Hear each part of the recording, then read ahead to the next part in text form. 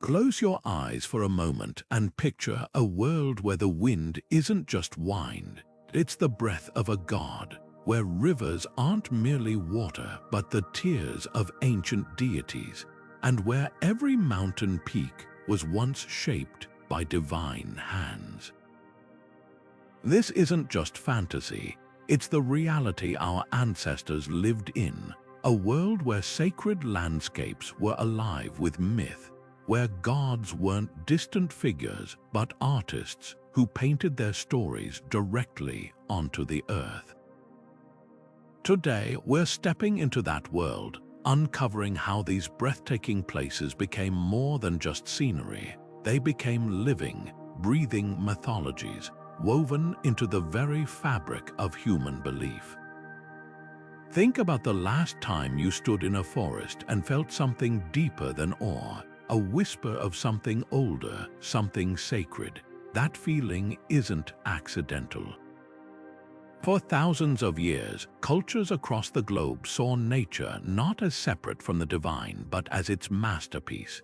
From the Greeks who believed Mount Olympus was the throne of the gods to the Norse who heard the voice of Odin in the crashing waves, these landscapes were canvases for the extraordinary. They weren't just places to visit, they were stories to be lived, rituals to be performed, and mysteries to be unraveled. And the most incredible part, these myths didn't fade into history, they're still here, hidden in the contours of the land, waiting for us to listen. So how did these sacred landscapes become so much more than rock and water? How did they transform into living mythologies, carrying the weight of entire civilizations in their soil? That's the journey we're about to take. We'll wander through valleys carved by divine hands, climb peaks where gods once walked, and trace the echoes of forgotten rituals in the rustling leaves. By the end, you won't just see these places, you'll feel them the way our ancestors did. Because this isn't just a story about the past, it's about how the earth itself became a storyteller, and how, even now, it's still speaking to us. Ready to listen? Let's begin. What if the gods weren't just rulers or judges, but sculptors, painters, and architects of the world itself? This shift in perspective changes everything.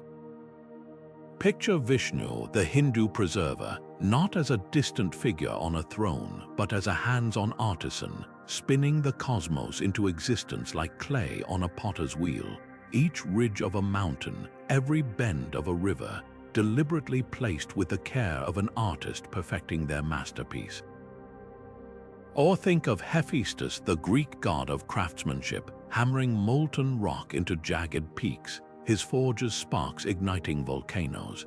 These weren't random acts of creation, they were deliberate, infused with meaning, as if the earth itself was a canvas and the gods were painting their stories in valleys and stone. This idea of divine artisanship reveals something profound about how ancient cultures saw their world. Nature wasn't just a backdrop, it was a collaborative project between the sacred and the tangible. Take the Maori of New Zealand, who believed their islands were fished from the sea by the demigod Maui, his hook carving the coastline with every tug.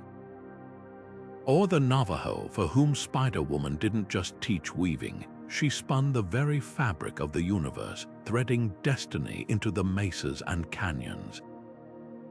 These myths blur the line between creator and creation, suggesting that spirituality wasn't separate from the land but embedded in its contours.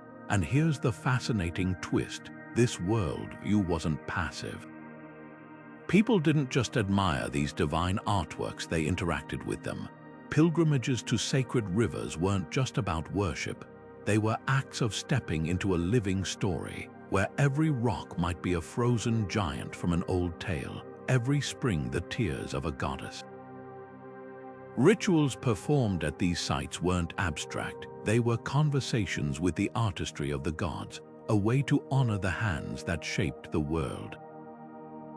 Even today, when we stand at the foot of a waterfall or gaze across a desert, we're not just seeing geology, we're glimpsing the workshop of the gods, where myth and landscape are still inseparable. So what does this mean for us now? It's an invitation to look deeper, to see the earth not as inert matter but as a gallery of divine craftsmanship. Those mountains aren't just rock, they're Hephaestus's anvil. That river isn't just water, it's Vishnu's brushstroke. And maybe, just maybe, when we stand in these places, we're not just observers, we're participants in a story that's still being told. The Himalayas rise from the earth not merely as mountains, but as the frozen breath of the divine, each snow-capped peak a prayer, each valley a sacred hymn. In Hindu tradition, these aren't just rocks and ice. They're the very body of Shiva, the cosmic dancer who sculpted the universe into being. Mount Kailash, that towering axis of the world, isn't simply where Shiva sits, it is Shiva. His presence so woven into the stone that pilgrims who circle its base aren't just hiking, they're tracing the contours of a god. Every avalanche that thunders down its slopes echoes his drum. Every glacier reflects his third eye's gaze. This is geography as theology, where the land doesn't just represent the sacred, it becomes it. Consider the pilgrims who brave Kailash's treacherous paths, their knees scraping against rock worn smooth by centuries of devotion. They aren't tourists, they're participants in a story older than history.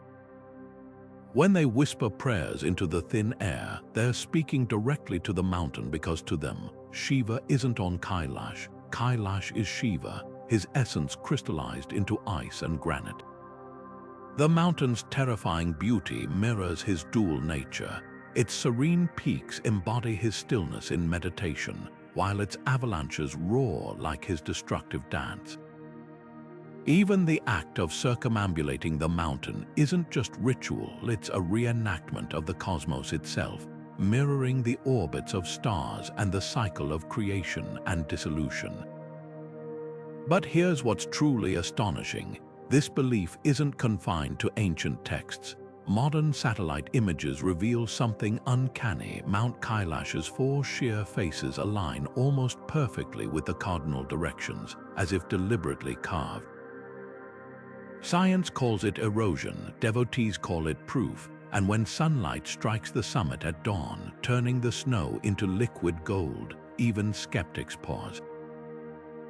Because whether you see a god or a glacier, one truth remains. This landscape was designed to evoke awe. The Himalayas don't just house myths, they perform them, with avalanches as climaxes and sunrises as encores. Now imagine shifting your gaze from these soaring peaks to the rivers that flow from their meltwaters. If mountains are the bones of the gods, then rivers are their veins pulsing with stories just as profound. Because water, too, carries the touch of the divine from the Himalayas' frozen divinity, we follow the meltwaters downward where ice becomes river and mountain gives way to myth. The Ganges doesn't merely flow, she descends, a goddess crashing from heaven to earth in a torrent of sacred chaos. Hindu tradition tells of King Bhajaratha, who begged the gods for millennia to send Ganga down to cleanse his ancestors' ashes. When she finally agreed, her fall was so violent it would have shattered the world had Shiva not caught her in his tangled hair, slowing her fury into a life-giving river. That's why every drop of the Ganges isn't just water, it's divinity filtered through the god of destruction himself, a paradox of turbulence and tenderness. Walk the ghats of Varanasi at dawn, where pilgrims wade into the misty currents, their hands cupping water that's simultaneously river and goddess. To them, this isn't metaphor. When a widow scatters her husband's ashes here, she watches as Ganga's fingers carry them toward moksha liberation. When a mother bathes her newborn in the shallows, she's dipping them into the same celestial stream that once raged through Shiva's locks. Even the river's pollution, a modern tragedy, can't erase the enduring belief that her waters dissolve karma itself. Science measures bacterial counts, devotees measure grace. Both kneel at the same banks, but the Ganges' magic isn't confined to ritual. Her very geography whispers myth. At Devprayag, where the Alaknanda and Bhagirathi rivers merge to form the Ganges, the confluence isn't just a hydrological event, it's the moment Ganga fully embodies her divine role. The foam on her surface, that's the remnants of Shiva's hair, they say. The way her course shifts suddenly near Rishikesh, that's where she once paused to bless the sage Janu, who drank her entirely in anger before releasing her anew. Every bend holds a story, every rapid a verse in an epic written by gods and etched into the landscape. And here's what's breathtaking: this river goddess doesn't demand distance. Unlike Olympus, reserved for deities, the Ganges invites immersion. Farmers bless their fields with her water. Street vendors sell her in sealed bottles. She's both transcendent and intimate, a celestial force you can cup in your palms. That's the power of sacred landscapes. They collapse the infinite into the immediate. When you stand knee-deep in the Ganges, you're not just in a river. You're standing where heaven touched earth, where myth became geography.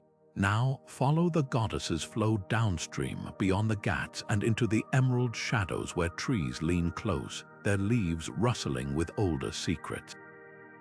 Because if rivers are veins and mountains are bones, then forests are the world's memory. Step into the shadows of an ancient Celtic grove, where sunlight filters through leaves like fragments of forgotten spells.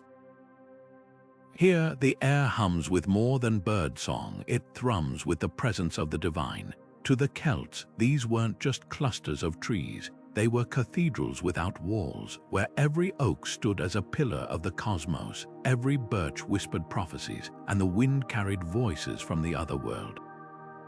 The Druids didn't merely worship in these groves, they listened because to them, the forest was a living scripture, written in bark and root. Take the sacred oak of Dodona, where priests interpreted the rustling leaves as the voice of Zeus himself. Or the yew groves of Ireland, where roots twisted into burial mounds, binding the dead to the land's memory. These trees weren't symbols, they were kin. The Celts believed their ancestors' spirits lingered in the gnarled trunks, their wisdom rising with the sap each spring. When a Druid carved Ogham script into birch bark, it wasn't just writing, it was a conversation with the tree's soul, a collaboration between human and divine artistry. And the rituals, they mirrored the grove's own rhythms. Beltane fires weren't lit in temples but in clearings, their smoke weaving with the canopy like a bridge between worlds. A fallen branch wasn't just timber, it was a wand for shaping fate, its curves already sculpted by unseen hands. Even the act of harvesting mistletoe, that sacred parasite, required golden sickles and white robes, as if plucking a star from the sky. Every detail affirmed the grove's role as a co-creator, not just a backdrop. The Celts didn't build altars, they recognized them in the crook of a willow or the hollow of an elder tree. But what's truly striking is how this reverence blurred boundaries. The other world wasn't a distant realm, it shimmered just beyond the next oak, accessible through roots that tunneled into the underworld or branches that scraped the heavens. When a warrior stumbled upon a fairy ring, they weren't entering a separate place but stepping deeper into the grove's truth, where time frayed and gods walked as stags. This wasn't escapism, it was an expansion of reality where ecology and mythology shared the same soil. Now, imagine leaving these tangled green sanctuaries for a landscape that seems their opposite, the desert. Where groves pulse with life, the desert stretches bare and silent, its sands scoured by wind. Yet here, too, the gods were artists, carving not with leaves but with absence, sculpting solitude into sacredness. The Celts heard deities in rustling leaves, the Bedouin heard them in the howling void between stars. Both understood, sacredness wears many skins, and the earth's blankest canvas often holds the boldest divine strokes. The Egyptian desert stretches endlessly under the merciless sun, a blinding expanse where the horizon shimmers like a mirage. But to the ancients, this was no barren wasteland. It was a theater of divine drama where gods painted their epic battles across the sands. Here, chaos and creation danced in the scorching wind. Set, the tempestuous god of storms and disorder, ruled the howling dunes, his laughter echoing in the whirlwinds that erased all traces of human footsteps. Yet Ra, the sun god, crossed this same desert daily in his golden bark, his light carving order from the void. Every sunrise was a victory, every sandstorm a reminder. This landscape wasn't empty. It was a canvas where the gods sketched the boundaries of existence itself. Look closer at those shifting sands. What seems like nature's indifference was, to the Egyptians, a deliberate lesson. The desert's unpredictability mirrored life's fragility. A single night's wind could bury a village or reveal an untouched oasis, as if the gods were whispering secrets.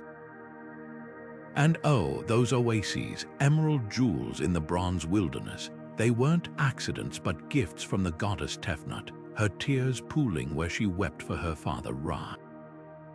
Each palm-fringed spring was proof that even in chaos, divinity intervened.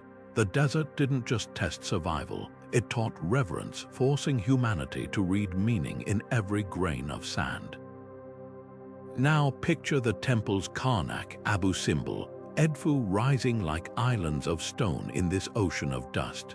Their alignment wasn't arbitrary.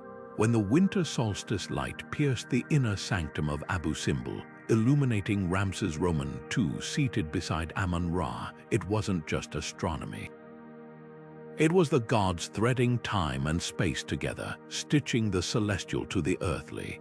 The desert's emptiness made these monuments even more potent. Against the void, their columns and carvings shouted defiance, declaring that humans could collaborate with the divine to carve permanence from impermanence. And then there were the stars. The Egyptians didn't just navigate by them, they conversed with them. The Milky Way wasn't a distant galaxy, it was the celestial Nile mirroring the earthly one, its currents flowing with the souls of the dead. The desert's vast darkness became a chalkboard for the gods, where constellations spelled out fate in hieroglyphs of light.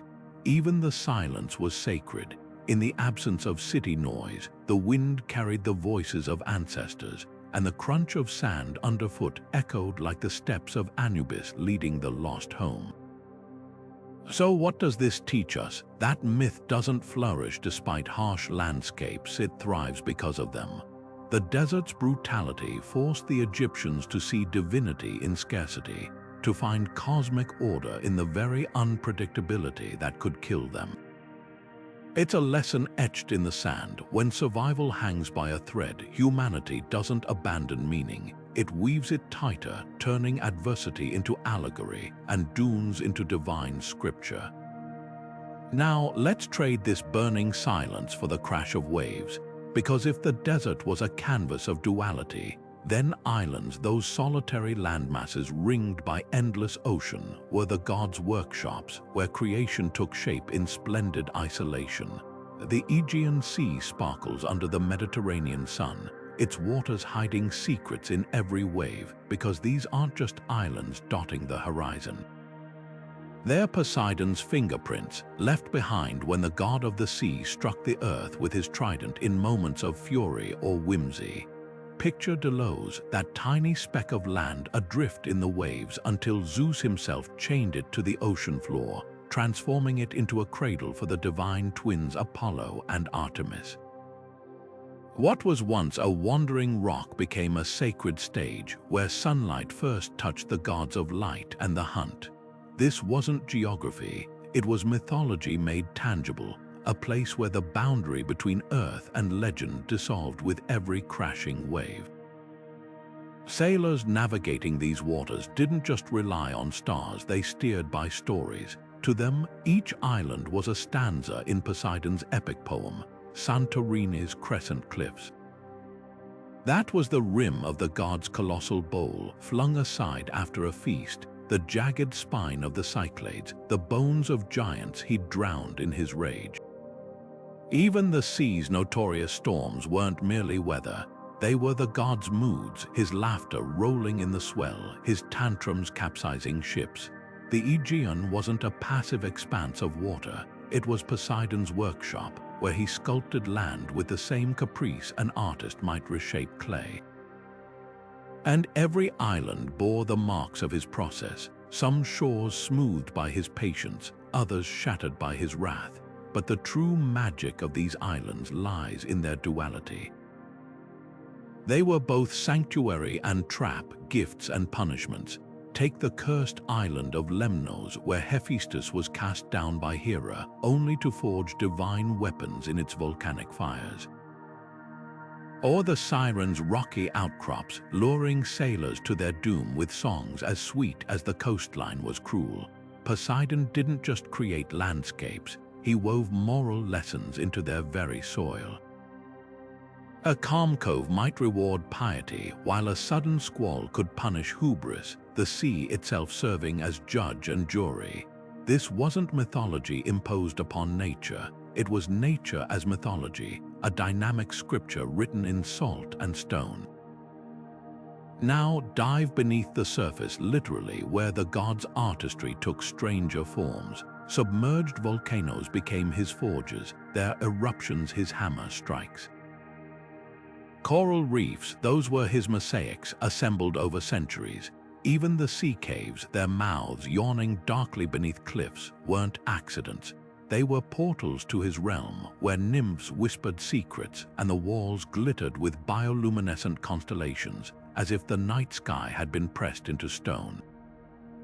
Sailors who took shelter there often emerged with tales of voices echoing through the tunnels, not hallucinations, but fragments of Poseidon's ongoing symphony, composed in the key of tide and time.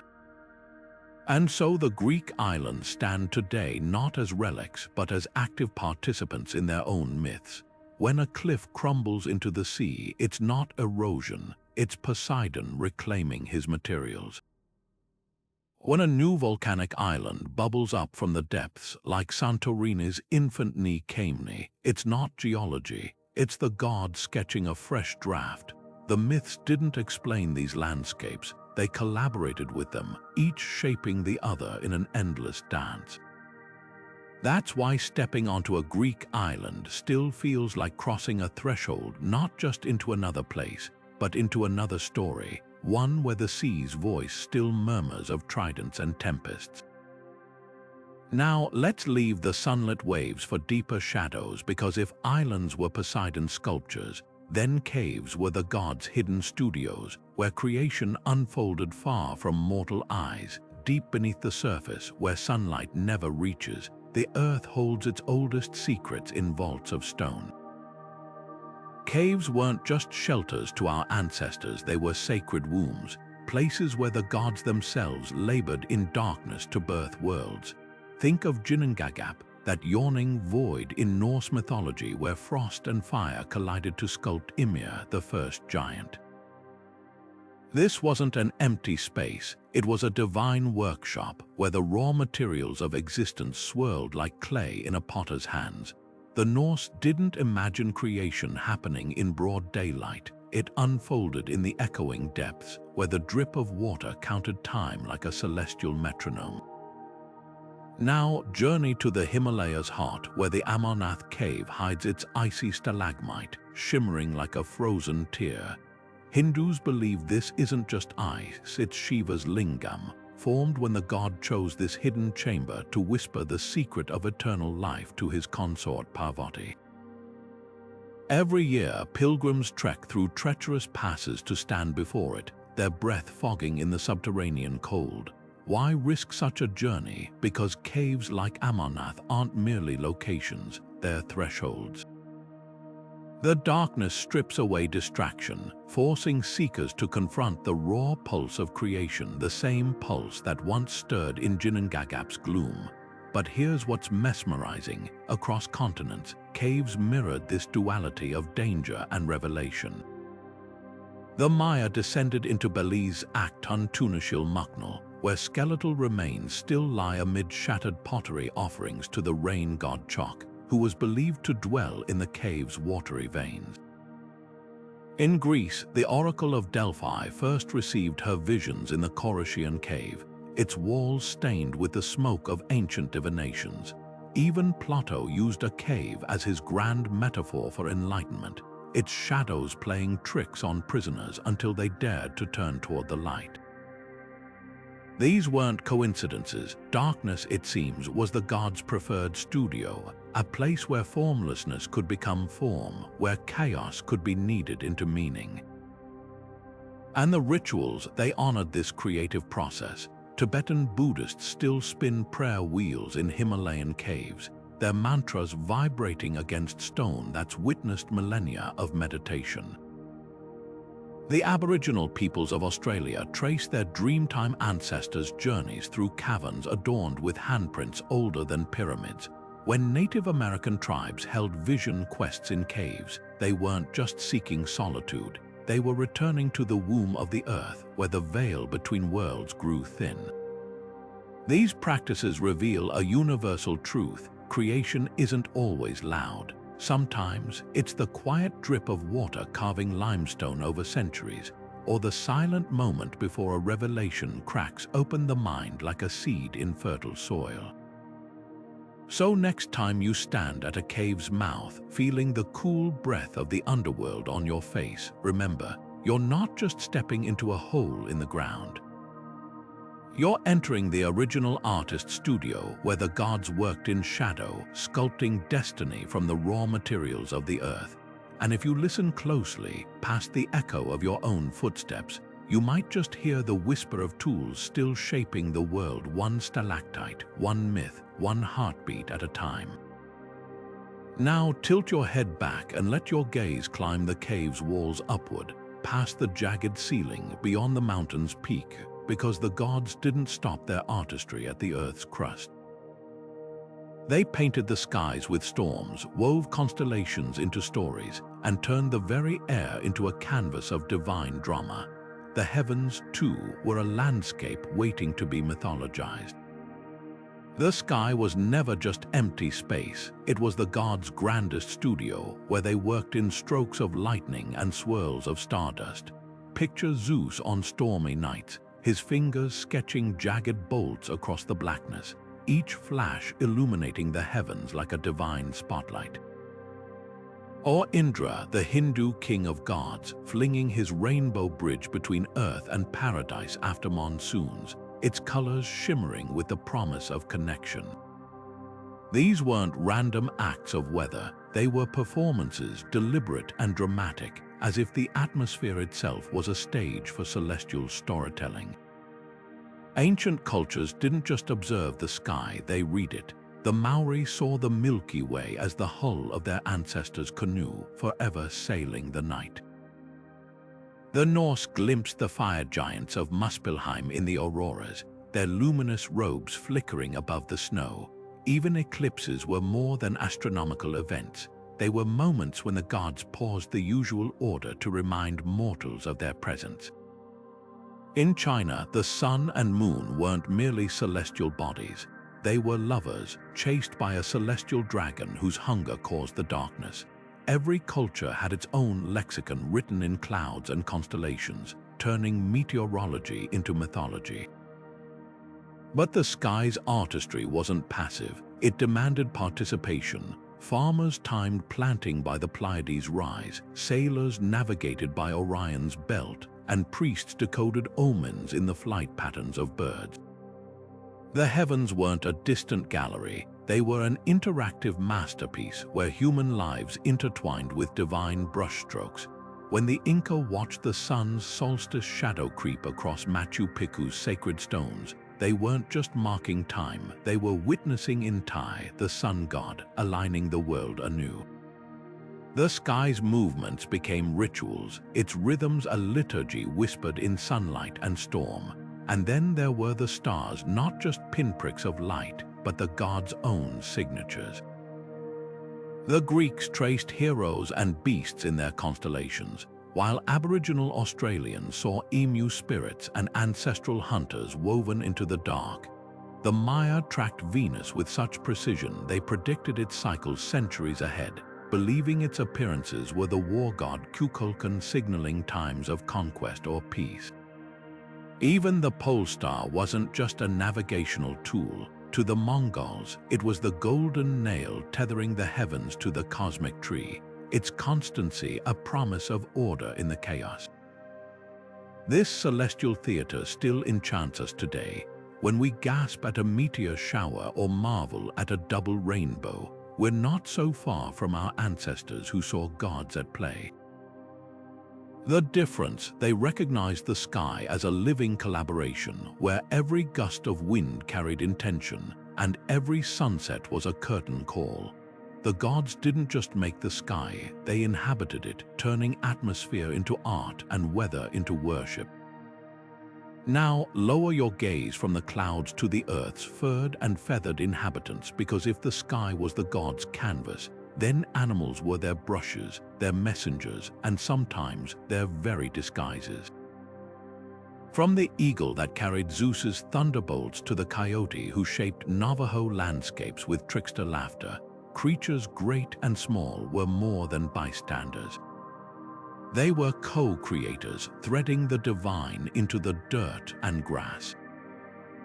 The next chapter of this story doesn't unfold in temples or tempests, but in the rustling undergrowth where every paw print tells a tale. Thunder rumbled across the Egyptian desert not as a random weather event, but as the galloping footsteps of Anubis jackals, those sleek, golden-eyed guides who knew every secret path between life and death.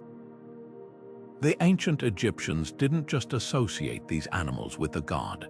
They believed the jackals were his hands in the mortal world, shaping dunes with their paws and howling the souls of the dead toward judgment. When a jackal dug a burrow, it wasn't merely seeking shelter. It was carving a doorway to the underworld, its claws etching divine geometry into the earth. This wasn't symbolism, it was collaboration, where animal instinct and godly will became indistinguishable. Meanwhile, across the ocean, the Navajo watched coyotes zigzag through canyons and saw something far more cunning than a scavenger. To them, coyote wasn't just an animal, he was the original trickster sculptor, whose chaotic pranks accidentally shaped the land, that twist in the river. That was coyote trying to steal a waterfall and tripping over his own paws, the honeycomb caves in the cliffs, his failed attempt to hide the sun in a honey jar. Every misadventure left its mark, turning the landscape into a slapstick epic written in paw prints. Where Egyptian jackals worked with solemn purpose, coyote worked through hilarious blunders, yet both cultures agreed animals didn't just inhabit the world. They drafted it. Even the skies had their creatives. The Norse ravens Hugin and Munin weren't mere messengers for Odin. They were his roaming consultants, their wings slicing through clouds as they gathered intelligence for the next cosmic project. When they croaked warnings to villagers, it wasn't just birdsong. It was divine editing, a tweak to the script of fate. Similarly, Hindu elephants didn't just carry Indra on their backs. Their thunderous footsteps invented monsoons, their trunks channeling celestial waterfalls. These animals weren't accessories to myth. They were co-authors, their very biology a form of sacred craftsmanship. But here's the twist. Ancient people didn't just observe these partnerships, they participated in them. The Egyptians buried mummified jackals as offerings, their bandaged limbs arranged in running poses to speed prayers to Anubis. The Ainu of Japan fed bears as living ambassadors to the mountain gods, their growls carrying human gratitude to the divine. This wasn't worship, it was creative networking, an acknowledgement that animals held pens dipped in the same ink as the gods. When a Maori warrior wore a kiwi feather cloak into battle, he wasn't just accessorizing, he was wrapping himself in the bird's nocturnal wisdom, its earth-toned plumage a testament to how the gods painted even flightless wings with purpose. Now shift your gaze from paws and talons to human hands, because if animals were myth's co-creators, then people were its scribes. Every ritual performed at a jackal's den, every story told about Coyote's latest mishap, was a way to continue the collaboration.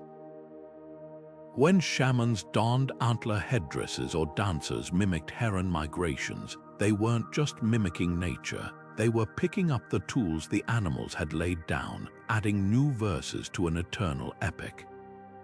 The line between observer and artist blurred until, like the jackals who worked for Anubis or the ravens who served Odin, humans too became keepers of the sacred draft. This reveals the most profound truth of all. In these ancient eyes, creation wasn't a one-time event. It was an ongoing conversation between species, between realms where every howl, footprint, and carved totem was another stroke on a canvas that stretched beyond the horizon. The world wasn't made so much as it was being made, with animals and humans alike holding the brushes. Stonehenge's towering slabs didn't rise from the earth by chance. They were hauled into place by hands that believed they were completing a celestial blueprint. The ancients who aligned these stones with the solstice sun weren't just builders. They were apprentices to the gods, mimicking the divine artistry that shaped mountains and rivers. Every heave of rope, every chisel strike was an act of collaboration, as if the gods had sketched the design and humanity provided the hands. This wasn't construction, it was co-creation, where myth and muscle merged to bend the landscape to sacred purpose.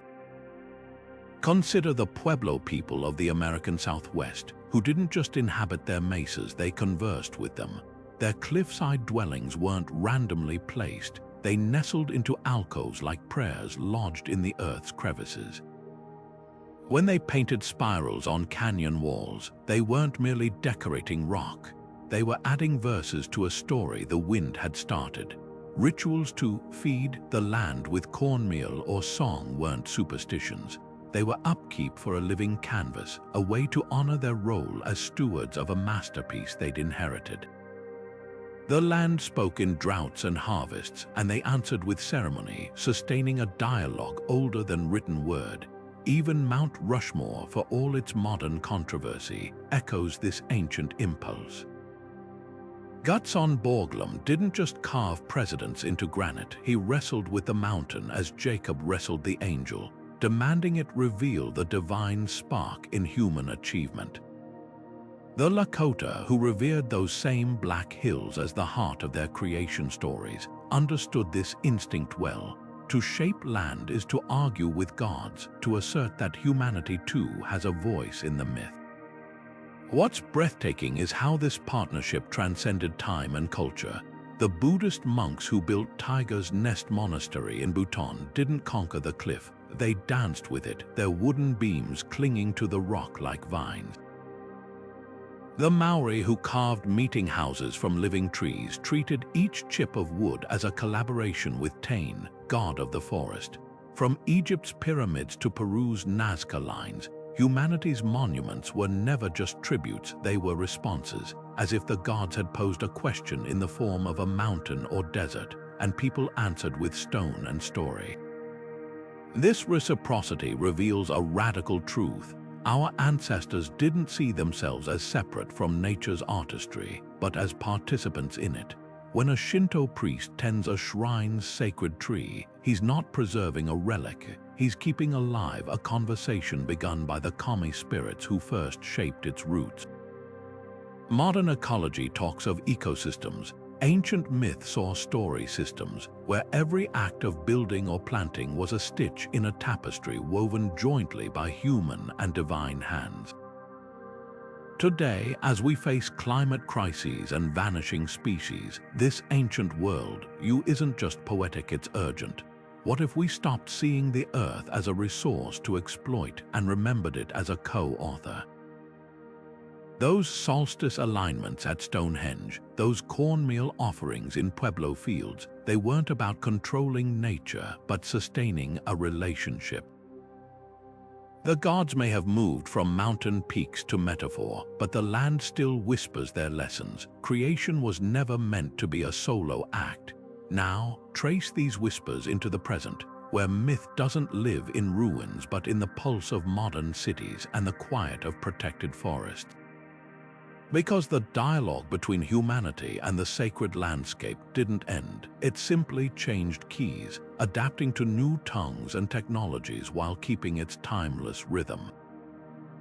Footsteps echo along the Kumano-Kodo's mossy stone path, just as they have for over 1,000 years, each pilgrim's tread pressing ancient stories deeper into the earth. This isn't just a hike through Japan's misty mountains. It's a walking meditation on the Shinto belief that every rock and waterfall houses a kami spirit. Modern trekkers with waterproof gear and GPS might seem far removed from the emperors and monks who first walked here, but the trail's magic persists. When a traveler pauses at the Nachai Falls, where the god of the waterfall is said to dwell, the thunder of water still hums with the same sacred charge it carried in the 12th century. Pilgrimages like this aren't recreations of myth, they're its ongoing performance, with each generation adding new verses to an unbroken hymn. Now shift to Mecca, where the Kaaba's black silk veil shivers in the desert wind. 5 times a day, the world's Muslims orient their prayers toward this ancient cube, not because it's architecturally grand, but because tradition says Abraham and Ishmael built it as the first house of worship. The circling pilgrims during Hajj mirror the cosmic dance of angels around Allah's throne, their white robes like starlight against the marble. What's astonishing isn't just the scale, millions moving as one, but how seamlessly 7th century rituals coexist with smartphone apps that track prayer times.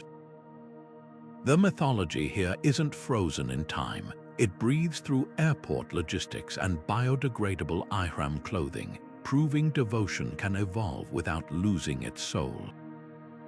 Then there's Spain's Camino de Santiago, where medieval pilgrims followed the Milky Way's glow to what they believed was the Apostle James's tomb. Modern walkers still navigate by those same stars, but now they share bunk rooms with strangers from Seoul to Sao Paulo, swapping stories that weave new meanings into old routes. A Korean grandmother's blisters become parables of perseverance. A German student's guitar becomes the soundtrack for spontaneous altars built along the way. The Camino's genius lies in its elasticity. It absorbs backpackers and biking tours without breaking its spiritual spine. Like all living myths, it doesn't resist change. It metabolizes it, turning sneaker prints and hostile Wi-Fi into threads of an ever-expanding tapestry. But here's what these journeys whisper beneath their surface. Sacred landscapes are ecological textbooks written by the gods. The Kumano-Kodo's cedar forests thrive because pilgrims have protected them as kami abodes for centuries, their roots tangled with creation myths. Mecca's water conservation systems channeling Zamzam spring water to millions echo Hagar's desperate search for sustenance in the desert, turning survival into sustainability. Even the Camino's network of albergues mirrors the medieval hospitals that once dotted its path, proving hospitality is part of the terrain's DNA. These routes don't just teach reverence, they encode it in watersheds and wildlife corridors, showing how myth and ecology share the same roots. When a pilgrim refills their bottle at a Kumano shrine's bamboo spout, or a Haji shares Zamzam water with a stranger, they're not just following ritual, they're rehearsing a radical truth the ancients knew. Sacred spaces demand reciprocity. The gods didn't sculpt these landscapes to be worshipped from afar, but to be tended like living heirlooms. That's why modern pilgrims picking microplastics off the Camino or donating to reforest the Hijj, as aren't just activists, they're answering a call older than cathedrals, one that binds myth to mud and prayer to preservation. The trails still hum with the same question they asked 1,000 years ago. If the earth is divine artistry, what kind of collaborators will we be?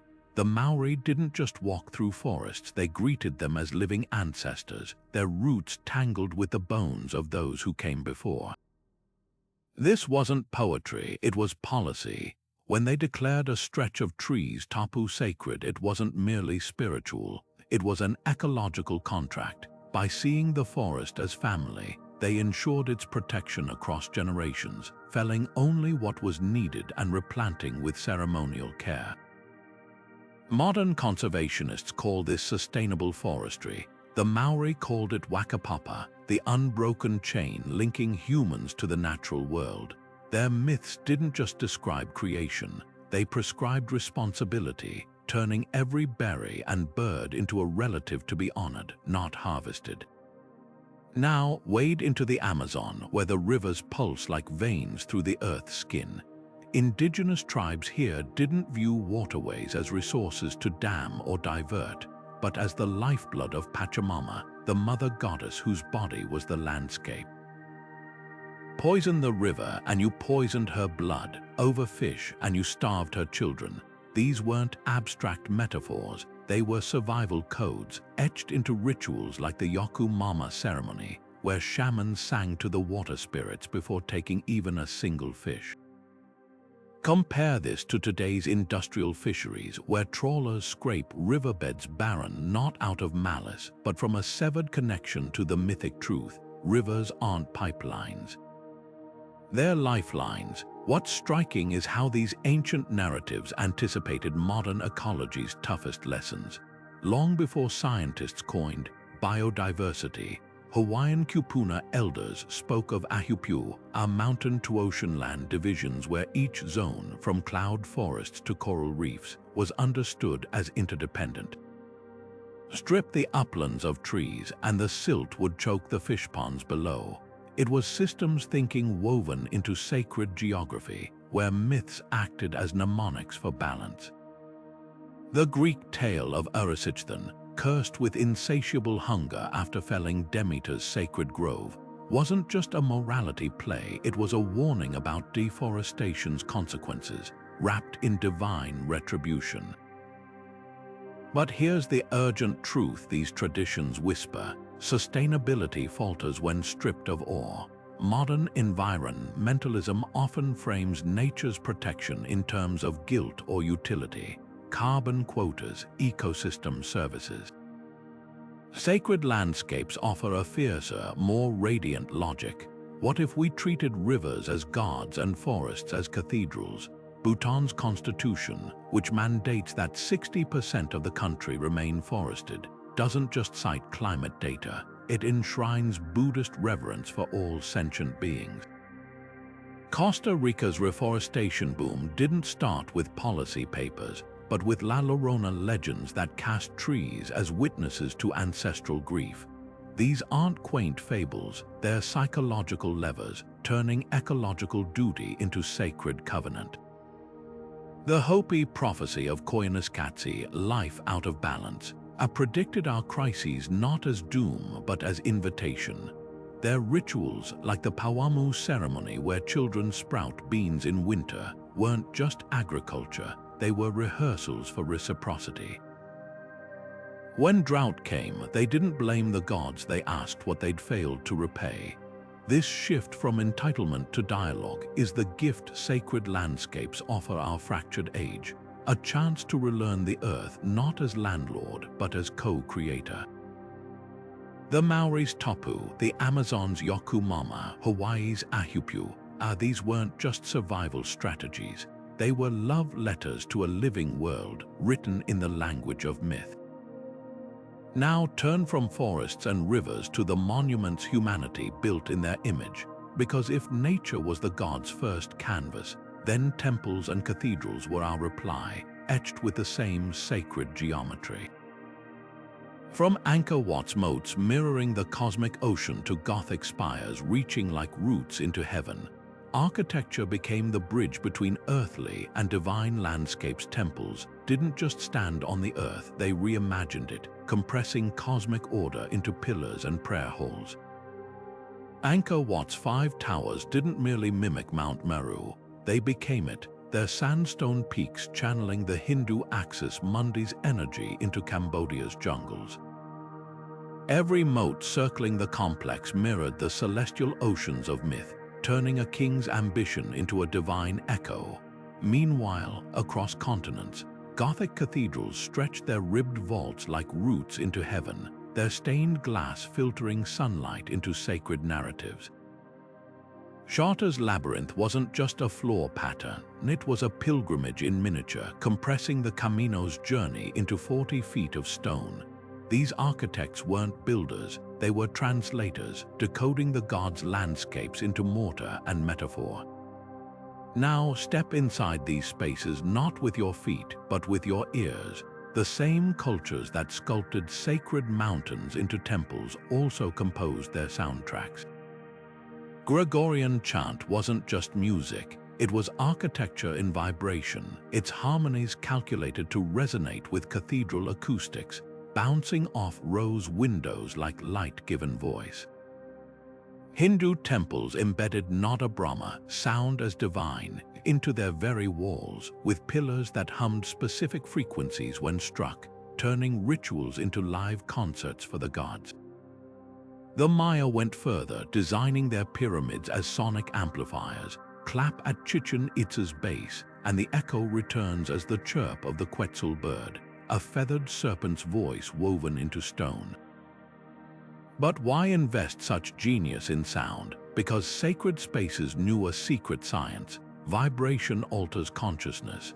Tibetan monks chanting Om in a stupa's belly weren't just praying, they were tuning the room like an instrument, their voices aligning human breath with cosmic rhythm. Delphi's oracle didn't just sit atop a fissure emitting ethylene gas. She whispered answers where cave acoustics distorted them into otherworldly echoes, blurring the line between mortal and divine speech. Even silence played its part. Japan's Shinbyo tombs were positioned where wind through pines created kodama, spirit echoes that turned breeze into ancestor whispers. This wasn't decoration, it was dimensional storytelling, where temple carvings showed gods and murals painted myths, sound immersed worshippers in them. Walk into Egypt's Karnak during a festival, and you'd hear priests shaking sistrum rattles to replicate the rustle of papyrus where Isis hid Horus, a sonic time machine to the dawn of myth. Attend a Balinese Kekak fire dance in a moonlit temple, and the 100-voice chorus becomes the crackle of creation's first flames. These spaces didn't just house rituals, they performed them, with every echo and hymn a brushstroke in an ever-unfolding mural of sound. The lesson rings clear: sacred landscapes weren't just seen, they were heard. From the Himalayan singing bowls that still purify modern meditations to the Aboriginal songlines that map geography through melody, sound was the invisible thread stitching humanity to the divine canvas. Temples knew what science now confirms, that vibration shapes matter, that frequency alters perception, and they wielded this power to dissolve the walls between worlds. So next time you enter an ancient shrine, pause before the altar, close your eyes, listen. The gods might not speak in words, but in the way space itself sings. The roar of a waterfall wasn't just background noise to the ancient Greeks, it was the nymph Echo, forever condemned to repeat the world's sounds, her voice woven into the cascade's rhythm. Listen closely, they believed, and you'd hear her laughter in the spray, her sighs in the swirling eddies. This wasn't poetic fancy, it was auditory theology. Nature's soundscape wasn't random. It was a concert composed by the gods, with every rustling leaf, every birdsong at dawn, a deliberate note in the symphony of the sacred. Now travel to the Australian outback, where Aboriginal songlines stretch across the desert like melodic ley lines. These aren't just paths, they're living maps, sung into existence by ancestral spirits during the dreamtime. Each landmark, a rock formation, a dry riverbed, holds its own stanza in an epic sung for millennia. An elder humming a few bars isn't recalling a tune, they're navigating, using melody as GPS. The land doesn't just have a song, it is the song, its contours shaped by vibration as surely as wind sculpts dunes. When a didgeridoo's drone echoes through the red rock canyons, it's not an instrument playing to the landscape. It's the landscape playing through the instrument. But sound's sacredness wasn't just about listening, it was about participation. Tibetan monks chanting Om at dawn weren't merely praying, they were tuning the valley to a divine frequency, their voices syncing with the Himalayas' own infrasound rumble. In West Africa, Yoruba drummers didn't just play for the Orishas, they spoke to them, their complex rhythms replicating the tonal patterns of sacred poetry. Even the simplest rituals, the tinkling of brass bells in a Hindu puja, the clap of a Shinto priest summoning kame, were acts of sonic collaboration, humanity adding its voice to nature's chorus. The genius of these traditions lies in their multisensory spirituality. Unlike modern faiths that often prioritize silent contemplation, ancient myths embraced sound as sacred currency. The Aztecs believed Quetzalcoatl's breath became the wind's song, while Celtic Druids heard the god Ogma's wisdom in the alphabet of bird calls. When Norse shamans drummed themselves into trances, they weren't escaping reality. They were stepping into the rhythm Ymir's pulse set at creation. Sound wasn't decoration, it was a bridge vibrating at the frequency where matter met myth. Yet for all its beauty, this auditory dimension had shadows. The same Greeks who heard nymphs in waterfalls also warned of the sirens' lethal melodies, their songs luring sailors onto rocks. Hindu texts described ragas so powerful they could summon monsoons or start fires if misplayed. Sound wasn't just divine, it was dangerous, a force that could heal or destroy depending on who wielded it. The Aboriginal Tjilpa men of the Central Desert still whisper cautionary tales of songlines stolen or corrupted, their power warped into curses. Even silence held peril. Inuit legends speak of Tariaxuk, shadow spirits heard only when the world goes unnaturally quiet. This duality, sound as both creator and destroyer, leads us to the darker edges of sacred landscapes. Because if nature's music could uplift, it could also unsettle, revealing truths too raw for daylight. The same wind that carried angelic whispers through Tibetan prayer flags could howl with the voices of hungry ghosts in Japanese folklore. The earth song wasn't always harmonious, sometimes it screamed. Now follow that dissonance deeper into the caves where echoes distort and the rivers that roar with forgotten tongues.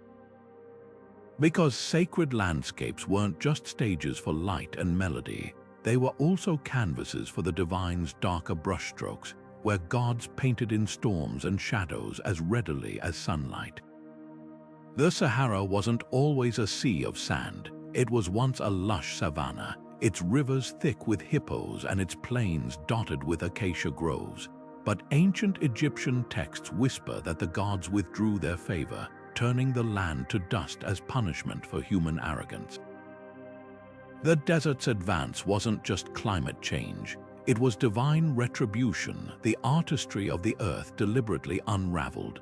Similarly, the Greeks spoke of the island of Delos, cursed by Hera to remain barren after Leto gave birth there to Apollo and Artemis. These weren't just ecological shifts, they were mythic rebukes where flourishing landscapes became warnings etched in cracked earth and withered roots. Now fast forward to Chernobyl's exclusion zone, where rusted swing sets creak in radioactive winds. Modern science explains the disaster with physics, but local folklore tells another story of the land itself rejecting human exploitation, like the Slavic spirit Polodnitsa who strikes down those who disrespect her fields. The parallels are eerie. Just as the Sahara's sands swallowed arrogant kingdoms, Chernobyl's silent streets testify to the cost of broken covenants with nature. Both landscapes serve as modern-day Temenos, sacred precincts where entry comes at a peril. not because the gods are cruel, but because sacredness demands respect. These cautionary geographies share a haunting lesson. Divine artistry isn't unconditional. The Maori speak of tapu lands violated by greed, where felled forests bring utu cosmic rebalancing through disaster. Hindu texts describe the demon Raktabija, whose blood spilled on soil made the earth itself revolt, sprouting clones of himself from every drop. Even the Bible's Sodom and Gomorrah, their ruins said to lie beneath the Dead Sea's bitter waters, illustrate how sacred landscapes can turn lethal when reciprocity fails. The message transcends cultures. Creation and destruction are two sides of the same divine chisel, yet within these warnings glimmers an unexpected hope. Just as Chernobyl's abandoned reactor now hosts a thriving wildlife sanctuary, myths tell of cursed lands eventually redeemed. The Greeks believed the Hydra's poisoned swamp would one day sweeten into healing springs. Aboriginal Australians recount how the Wadjil serpent, angered by broken taboos, later returned to sculpt new rivers in the scarred earth. These stories suggest that even the bleakest landscapes hold potential for renewal if humanity relearns the art of collaboration. This brings us to the striking contrast between Eastern and Western mythic geographies, where Western traditions often frame cursed lands as divine punishment. Think of the flood or Lot's salt pillar. Eastern philosophies tend to see them as imbalances awaiting correction. The Chinese Feng Shui concept of Sha Kai killing energy in disrupted landscapes mirrors Hindu doshas, where poisoned earth reflects spiritual disharmony. Yet both perspectives agree on one truth: sacred landscapes aren't passive, they respond. Whether through the Buddha calming a raging river with meditation or Moses striking a rock to release water, the myths whisper that dialogue with the divine canvas never truly ends, it only changes form. The ultimate lesson of these forsaken places isn't fear, but remembrance. Like the Navajo who avoid Chaco Canyon's ruins out of respect for ancestral warnings, or the Japanese who build shrines at Fukushima's edge, we're called not to abandon these landscapes, but to listen. Their scars are the gods' final brushstrokes, unfinished until we pick up the other end of the thread. The desert's whisper, the exclusion zone's silence, they're not curses, but invitations to begin the sacred work anew. In the bamboo forests of China's Huangshan Mountains, every twisted branch and mist-shrouded peak was once believed to be a brushstroke from the Taoist immortals, deliberate, harmonious, alive with Kai. Here, sacred geography wasn't conquered. It was composed like a symphony where wind and rock found perfect equilibrium. Feng Shui masters didn't just map landscapes, they read them as cosmic scorecards, balancing yin and yang in the curve of a river or the slope of a hill. A crooked pine wasn't merely a tree, it was a calligrapher's flourish left by the goddess Ziwangmu, its roots humming with the same energy that spun the stars. This was divinity as artistry, subtle, cyclical, inseparable from the land's quiet pulse. Now cross the world to the Norse fjords, where glaciers clawed at the sky like the fingernails of Ymir, the primordial giant whose corpse became the earth. Here, creation wasn't a gentle composition, it was a battlefield. Mountains weren't painted into being, they were forged in the clash of gods and giants, their jagged peaks the teeth of Midgard's serpent. Even the auroras weren't serene, they were the flash of Valkyrie armor, the afterglow of celestial combat. Where Chinese sages saw harmony, Norse skalds saw drama, landscapes as trophies of divine struggle, etched with runes of fire and ice. Yet beneath these contrasts, a shared truth thrived. Both cultures saw the earth as alive with intention. The Japanese kami spirits dwelling in shrines like Ai's Jingu weren't so different from the Greek nymphs of Delphi Springs. Both were expressions of sacred geography, just filtered through different lenses. A Shinto priest purifying a waterfall with rice offerings and a Viking burying a sword in a river to honor Njord were performing the same essential act, acknowledging that the land wasn't inert. It was collaboration. The difference lay in emphasis. Eastern myths often framed nature as a teacher. The Hindu diva of the Ganges didn't demand submission. She offered cleansing, her waters a liquid hymn to reciprocity. Meanwhile, Western myths leaned toward negotiation, sometimes violent. When the Greek hero Heracles rerouted rivers to clean the Augean stables, it wasn't ecology. It was a power play, man and God wrestling the land into service. Both approaches recognized divinity in geography, but one whispered while the other roared. This duality still shapes us today. Modern environmentalism wavers between these poles, the Eastern ideal of balance. Think Bhutan's gross national happiness index, which includes forest conservation as sacred duty, and the Western drive to fix nature like Dutch engineers reclaiming land from the sea. Neither is wrong, they're complementary, like yin and yang themselves. The Taoist forests and Norse battlefields remind us sacred landscapes aren't just seen. They're felt, whether through serenity or awe, and their power lies in their ability to reflect and refine the human soul. Now consider whose hands shaped these visions.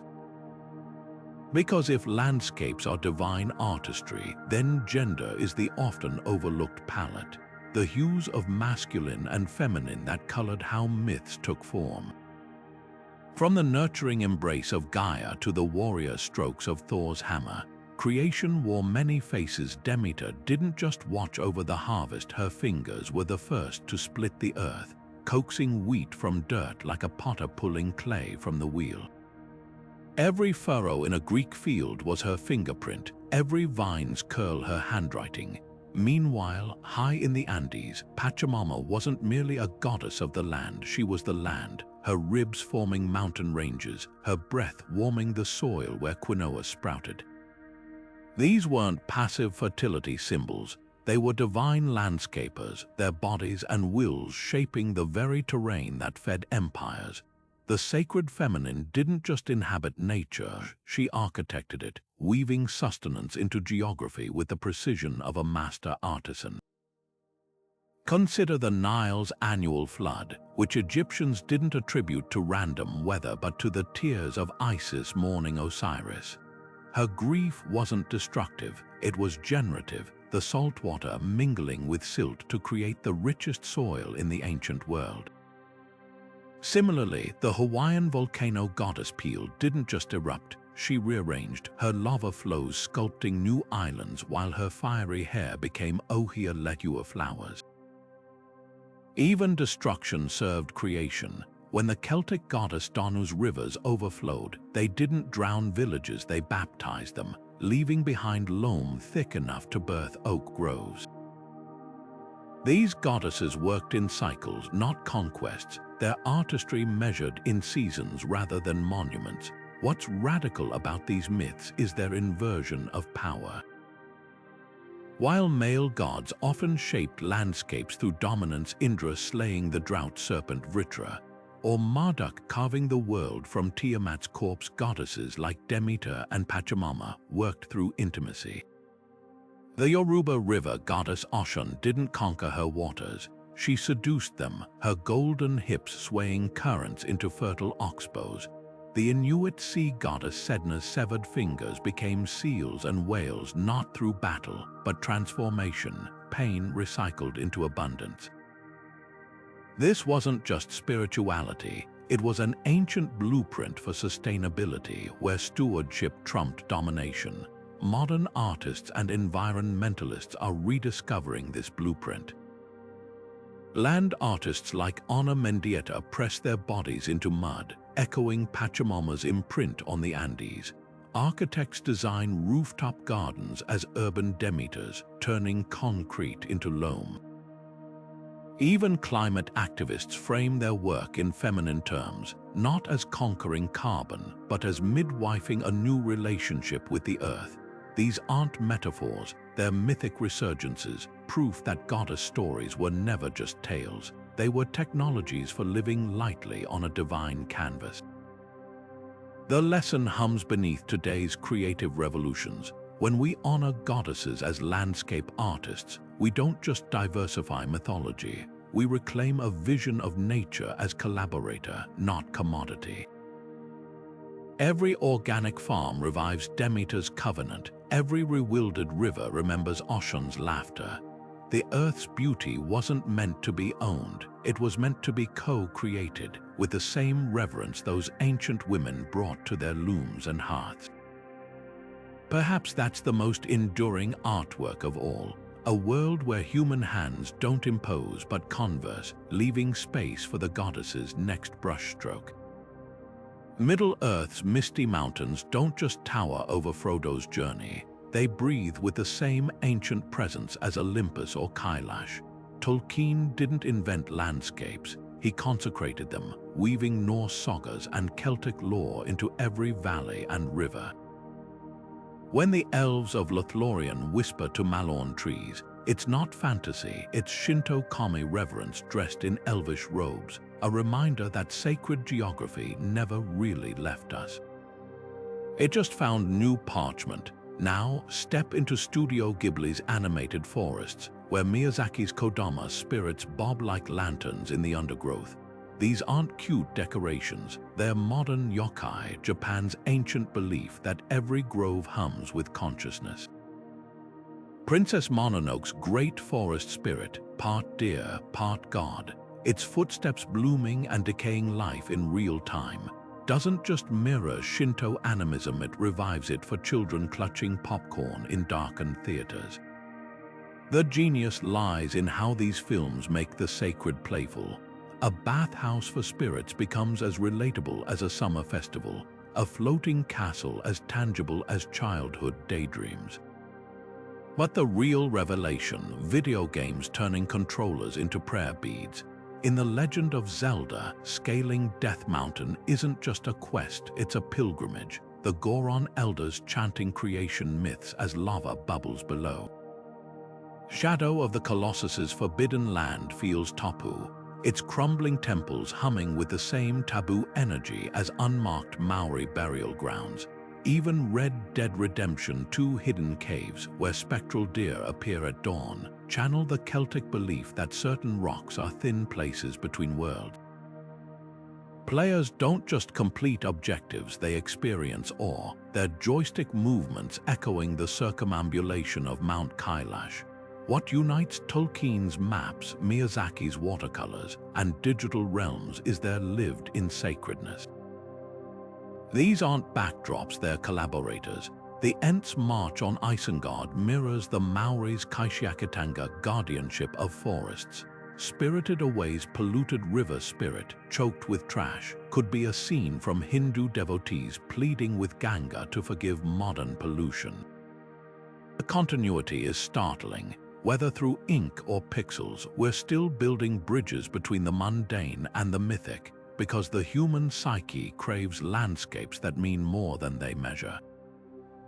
This isn't nostalgia, it's neurological. Studies show that virtual nature triggers the same calm as real forests, suggesting our brains want to believe in enchanted glades.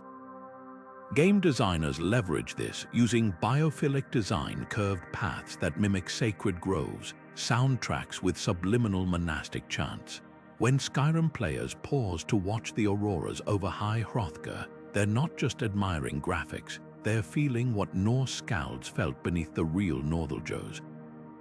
The medium changes, the magic doesn't. Yet here's the twist, these modern myth makers aren't just copying the past, they're updating it. Tolkien's elves lament industrial ruin like Druids watching Roman axes fell oaks.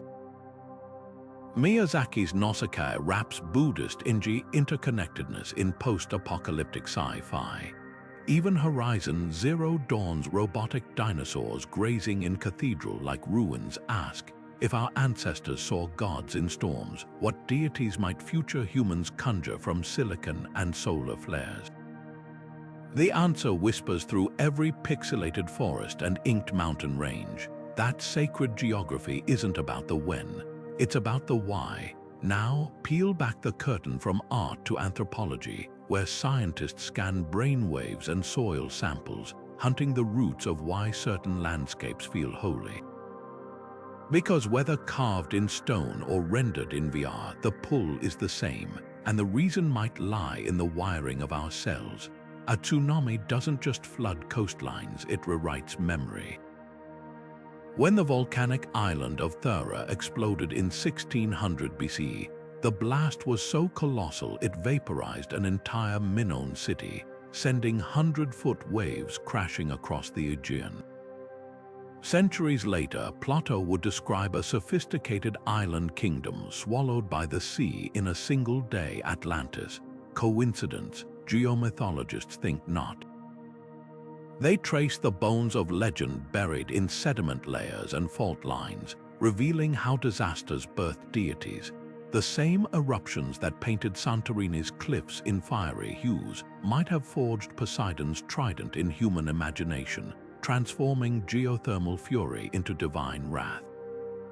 Now dive deeper, literally into the Black Sea, where marine archaeologists have found freshwater mollusk shells 700 feet below the surface, dating to around 5600 BCE. This underwater graveyard aligns eerily with flood myths from Mesopotamia to Greece, where survivors clambered onto makeshift rafts as walls of water swallowed entire civilizations. The biblical Noah, the Sumerian Ziusudra, the Greek Deucalion, all variations on a theme written by rising seas. What ancient storytellers called gods unleashing their fury, scientists now identify as glacial melt pulses or tectonic shifts. The awe remains the same, only the vocabulary has changed. But here's where geomythology gets thrilling. It's not about debunking legends, it's about appreciating their genius. When Aboriginal elders describe the Three Sisters rock formation as petrified women fleeing a tribal war, geologists note the same erosion patterns that carved the sandstone pillars. Both narratives, scientific and sacred, are true in their own language. The Maori tale of Tain Mahuta separating earth and sky mirrors the Gondwana supercontinent's rupture. These stories weren't primitive guesses, they were observational poetry, compressing millennia of geological drama into human-scale metaphors. Consider the Pacific Northwest's indigenous tales of Thunderbird and Whale, their epic battles shaking the earth. Seismologists now recognize these as oral records of megathrust earthquakes along the Cascadia subduction zone, passed down through 300 generations.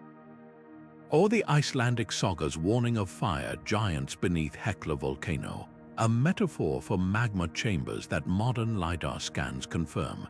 These cultures weren't just spinning yarns, they were data-keeping, encoding survival wisdom in allegories that outlasted written records. This interplay between earth and imagination still resonates today. When hikers feel a primal chill in Yellowstone's steaming basins, they're channeling the same instinct that made the Shoshone see them as the breath of the underworld spirit taboo.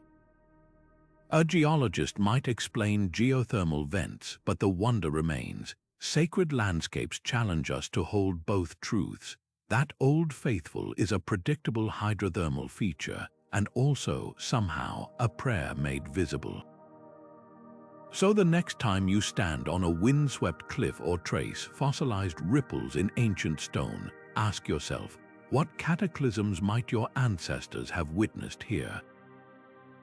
What gods were born from these shifting plates, these rising tides? Because every myth is a fossil not of dinosaurs, but of human awe, pressed between layers of time and memory. And the Earth, as always, is still writing its epic. Sedona's red rocks don't just glow at sunset, they pulse, as if the Earth's heartbeat echoes through the canyon walls. It's no wonder modern seekers describe feeling an electric jolt when touching these formations, as if the land itself is transmitting something ancient yet startlingly immediate. One hiker might swear they heard chanting in the wind near Cathedral Rock, while an artist suddenly finds their paintbrush moving with uncertainty, as if guided by unseen hands. These aren't hallucinations, they're encounters with a landscape that refuses to be reduced to scenery. Bali's temples tell a similar story, visitors arriving with no spiritual background suddenly feeling tears well up at Temple's sacred springs, their bodies moving through purification rituals with muscle memory they don't remember learning. The land isn't just remembered here, it remembers back. What's fascinating is how these experiences defy skepticism. A geologist might explain Sedona's energy as underground quartz deposits amplifying electromagnetic fields, but that doesn't diminish the backpacker who stumbled upon a hidden vortex and left with a life-altering sense of purpose. Science and spirituality aren't at odds here, they're dialects of the same ore. Take Mount Shasta in California, where indigenous tribes have long revered the mountain as the home of the Creator, while modern mystics report encounters with ethereal beings in its midst. The common thread, a shared recognition that certain landscapes activate something within us, like tuning forks resonating with our deepest frequencies. Yet this isn't just about personal epiphanies, it's about how sacred spaces evolve. The same cliffs where Hopi elders once performed rites now host yoga retreats, not as replacements but as continuations. When a digital nomad meditates in a Ubud rice field, their smartphone tucked beside a carved stone idol, it's not cultural appropriation, it's myth adapting, the gods trading smoke signals for Wi-Fi signals. Even extreme adventurers contribute. Rock climbers scaling Utah's delicate arch describe the same reverence Navajo guides express, just articulated through chalk-dusted fingertips instead of prayer feathers. The land speaks in many languages, and we're all scrambling to translate. But with this intimacy comes responsibility. Iceland's Thingvellir, where the continental plates pull apart like pages in a geologic Bible, now battles erosion from thousands of selfie-seeking feet. Peru's Machu Picchu, once a secluded citadel, struggles under the weight of unchecked tourism. The ethical dilemma is stark. How do we honor these places without loving them to death? Bhutan offers one answer: limiting visas and mandating guides who teach visitors to walk clockwise around stupas, turning tourism into pilgrimage. New Zealand's Tongariro crossing requires hikers to recite a Maori pledge to the mountain gods before traversing sacred terrain. These aren't restrictions, they're rituals, modern codes of conduct that acknowledge the land as more than a backdrop. Perhaps that's the ultimate lesson of these transformative journeys, that sacred landscapes aren't museums frozen in myth, but living collaborations. When a veteran finds peace in Sedona's silence or a burnout executive recalibrates in Bali's jungles, they're not just visitors. They're participants in a story that's still being written, one where the gods' artistry now includes hashtags and hiking boots. The call isn't fading, it's just changing frequency, and if we listen not just with our ears but with our choices, we might just keep the conversation alive for centuries to come. Machu Picchu's stone terraces weren't built to handle 2 million footsteps a year. The same Inca trails that once carried priests in solemn procession now host tourists in selfie sticks, their sneaker treads eroding sacred mortar laid 5 centuries ago. At Australia's Uluru, the Anangu people have watched their creation story etched into the monolith's red face become a backdrop for Instagram poses, despite pleading for visitors to stop climbing. This isn't just overcrowding, it's a slow unraveling of myth where the gods' canvases become amusement parks, their stories reduced to souvenir keychains and sped through guided tours. The tension cuts deeper than foot traffic. In Nepal's Mustang region, Tibetan Buddhist monasteries now charge entry fees to maintain their crumbling frescoes, turning meditation halls into ticketed exhibits. Hawaii's Mauna Kea, revered as the meeting place of earth and sky, bristles with telescopes that scientists call progress and natives call desecration.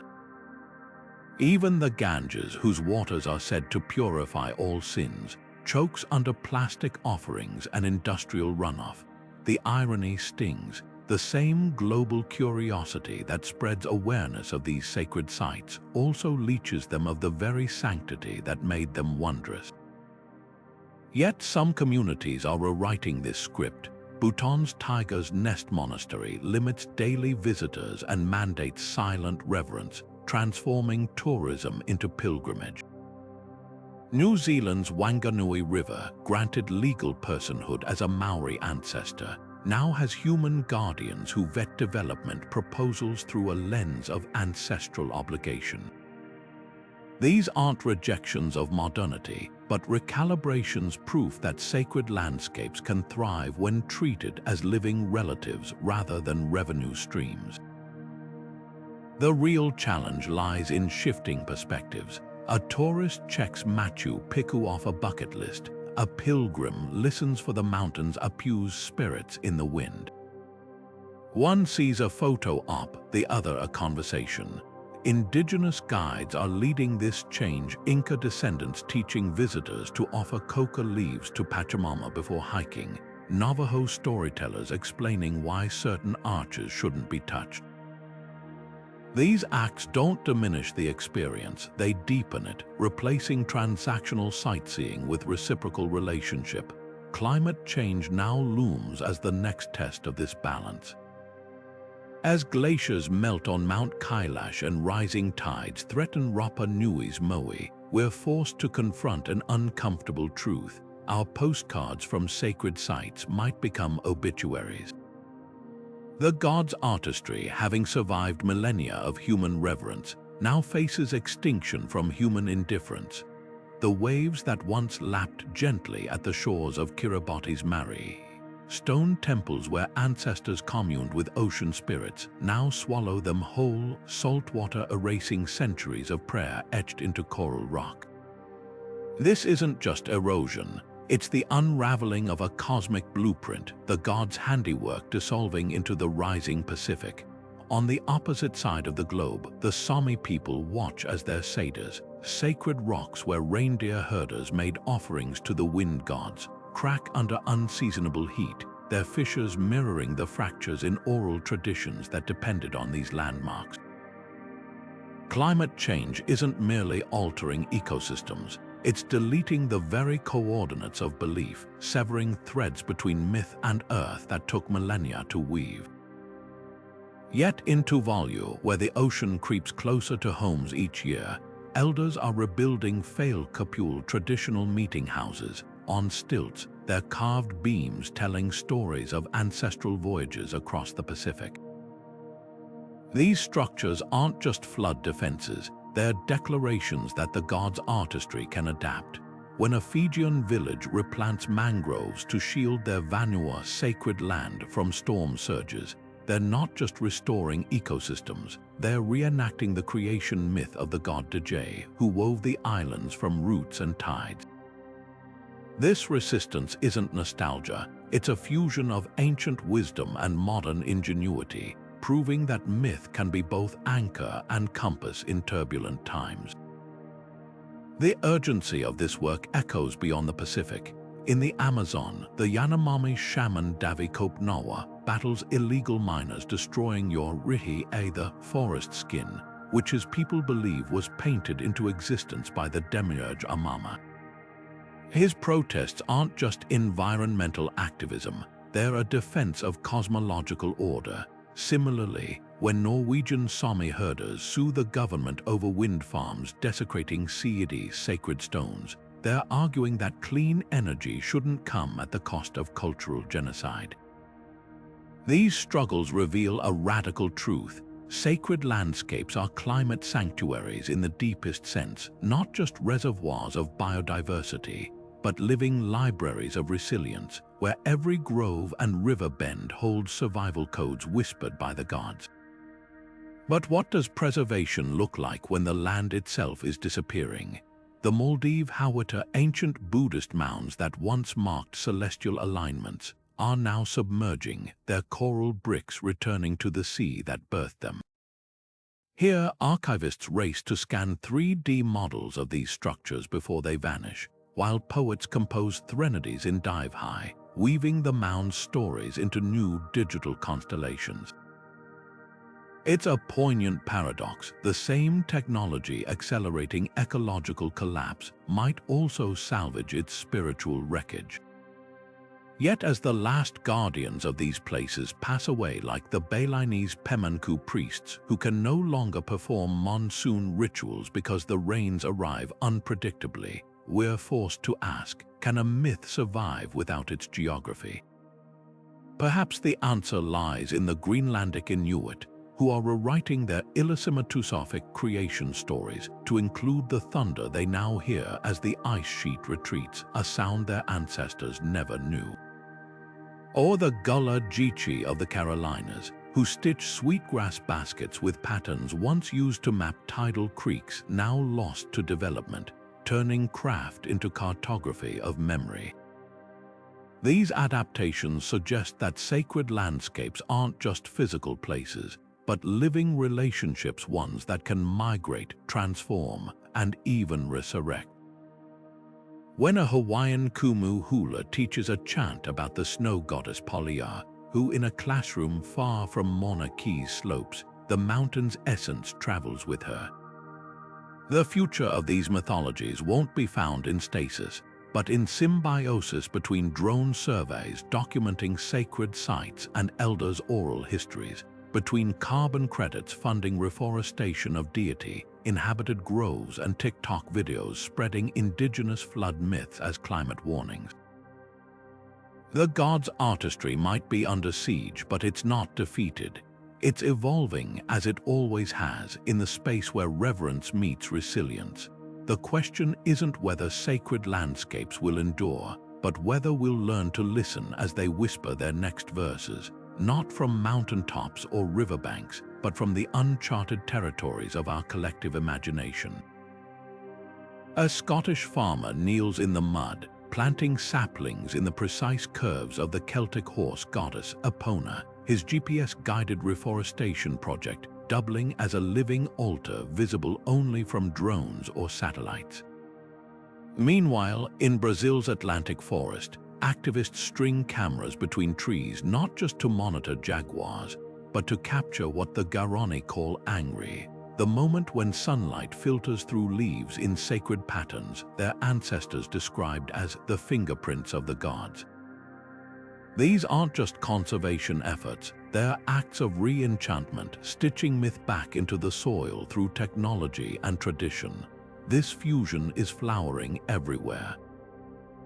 Icelandic musicians compose symphonies using the vibrational data of melting glaciers, translating ice loss into eerie choral arrangements that echo Viking death hymns. Japanese monks now stream forest meditation sessions with biofeedback sensors, their heart rates syncing to the circadian rhythms of ancient cedar groves.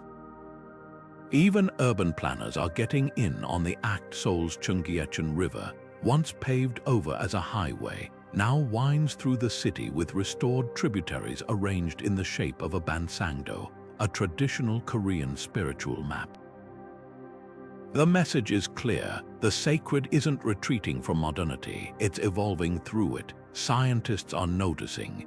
Ecologists working with the Winnemem Wintu tribe found that salmon populations rebounded faster in river stretches where elders performed ceremonial dances, a phenomenon they attribute to the vibrations aligning with fish migration instincts. NASA now studies Aboriginal songlines as a form of celestial navigation that somehow encodes meteor shower cycles lost to Western astronomy. The data is undeniable. Myths aren't just stories. They're living systems, fine-tuned over millennia to harmonize human and habitat. Yet this revival faces stark challenges. When Maori activists protested a highway through a sacred swamp by building a par-fortified village on site, they weren't just guarding a wetland, they were defending the womb of the earth goddess Papatuanuku. Similarly, the Standing Rock Sua's battle against the Dakota Access Pipeline fused hydrological science with Lakota prophecies about the Black Snake, proving environmental justice and spiritual survival are now inseparable. The most radical conservationists today aren't just armed with studies, they're fluent in the old languages of divine geography. The artists leading this movement understand something profound. When Chilean poet Cecilia Vicuña knots fragile red threads across polluted rivers, she's recreating Andean quipu, ancient recording devices believed to channel the voices of mountain spirits. Land artist Andy Goldsworthy's ephemeral stone spirals on Scottish beaches mirror the Neolithic carvings at nearby Kilmartin Glen, making temporary what our ancestors carved in stone. Their work suggests a thrilling possibility, that sacred landscapes aren't fixed in the past but are constantly being rewritten, with biodegradable pigments and augmented reality apps joining ochre and oral tradition as the new mediums of myth. What's emerging is nothing less than a new vocabulary of reverence. Dutch designers craft biomorphic buildings that change with the seasons like living organisms, while Bhutan's gross national happiness index quantifies spiritual well-being alongside GDP. Even video games like Never Alone, co-created with Inupiat elders, teach players to hunt virtual seals while hearing ancestral stories about Sela, the wind spirit. This isn't appropriation, it's reinvention, proving that the gods' artistry thrives when allowed to adapt. The final proof lies in the children. At a Berlin elementary school, students tend a climate garden while listening to bewildered versions of grim fairy tales. Snow White's forest, now a biodiversity sanctuary, Rumpelstiltskin spinning gold from upcycled plastic. In California, Chumash teens use GIS mapping to locate forgotten sacred springs, overlaying tribal stories onto topographic surveys. They're learning what our ancestors knew, that every landscape holds secrets whispered between science and spirit, waiting for those willing to listen in both languages. The sacred geography of tomorrow won't be found in museums or untouched wilderness, but in this dynamic interplay where drone reforestation dances with druidic tree lore, and the god's next masterpiece might just be coded in blockchain or sung by AI. The blade of the Maori Tohunga's chisel doesn't just carve wood, it listens. When the grain speaks, whispers the master carver, his hands moving across the torso of an unfinished tiki. We are not shaping Totara, but midwifing the ancestor already inside. Each chip of adze against timber is a conversation, the wood's resin tears mingling with ceremonial chants to awaken the mana, the sacred power sleeping within. Across the Pacific, a Tibetan monk's fingertips trace colored sands into existence, grain by grain, his mandala not a painting but a landscape in miniature. This mountain, he murmurs, indicating a peak of crushed lapis lazuli, is the same as Kailash. The pilgrim walks here, his finger circles the design, and here at once. These are not artists, they are translators of a language the earth taught their ancestors. In the high Andes, a Quechua Altamacayok unfolds a woven kuwipi filled with stones, each one a living archive. The Apu's mountain spirits gave these to my grandfather, he explains, arranging them in constellations on the earth. When roads cut through the glaciers, we feed them coca leaves so they do not hunger. His ritual isn't superstition, it's diplomacy, maintaining a treaty written in bedrock and blood. Meanwhile, in Kyoto's moss-laden temples, Shinto Kanashi priests practice kagyura, dances so precise they're said to weave the gods' names into the air. The steps are a map, says one, his white robes swirling like river currents. Misplace one, and the kami lose their way to us. The shock lies in how these traditions thrive in modernity's shadow. As Sami Yoika records reindeer herding songs in a Stockholm studio, her voice layered over electronic beats that pulse like a herd's migrating heartbeat. The joik used to follow the animal spirit, she says. Now it follows Wi-Fi signals too. In Arizona, a Diné weaver projects her loom patterns onto city skyscrapers, turning ancestral spider-woman symbology into urban light installations. Grandmother taught me the web connects all things, she smiles. Even concrete can learn to hold the pattern, yet fragility lingers beneath the resilience. The last living practitioner of Bhutan's vanishing Cham dances struggles to teach his art to teenagers glued to smartphones. A Siberian Tungus shaman's drum, painted with a cosmos only his lineage could navigate, gathers dust in a museum, its prayers silenced under glass. "We are not relics," insists a Maori Kuya elder as she live-streams a lunar ritual. "We are updates, the same fire, new sparks." These guardians wield a radical truth. Sacred artistry isn't about preserving the past, but decoding its blueprint for the future.